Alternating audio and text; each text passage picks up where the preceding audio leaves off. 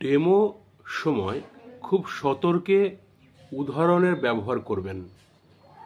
ধরুন খুব সাধারণ একটি বিষয় বিয়োগ নিয়ে আপনাকে পড়াতে বললেন। আপনি বিয়োগটি প্রক্রিয়াটি সুন্দর করে বোঝানোর জন্য উদাহরণটি এমনভাবে প্রয়োগ করলেন যে, ধরো তোমরা 4 বন্ধু মিড ডে মিলে একসময় বসে তোমরা খেতে বসো, খুব আনন্দ করে খেতে বসো। হট করে একদিন ঝগড়া হলো, একজন আর তোমার সঙ্গে বসলো না। তাহলে কজন থাকলো? আচ্ছা, 3 জন। আবার ধরো পরের সপ্তাহে আবার একজনের সঙ্গে তোমরা ঝামেলা বাঁধালে, তাহলে কজন থাকলো?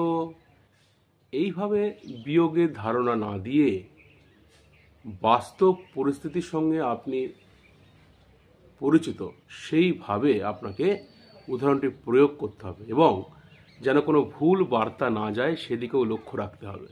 যেমন, আচ্ছা বলো তো এটি কি মাস? ঠিক বলেছ, এটি নভেম্বর মাস। তাহলে তো নভেম্বর মাসে রিনা, আকাশ আর হানিফের জন্মদিন। ও, তার মধ্যে রিনা আর আকাশের জন্মদিন পালন করে ফেলেছ। তাহলে কার জন্মদিন এখনো বাকি থাকলো? বলো তো আমরা এটি কি করে পেলাম? অর্থাৎ উদাহরণ প্রয়োগ করতে হবে বাস্তবসম্মত, তার সাথে এমন কোনো উদাহরণ প্রয়োগ করা যাবে না যেখানে আপনার মাধ্যম দিয়ে ভুল বার্তা পৌঁছয়। বার্তা সেরূপেই আপনি উদাহরণকে গ্রহণ করবেন যে বার্তা আপনাকে চাকরির আঙিনায় নিয়ে যাবে।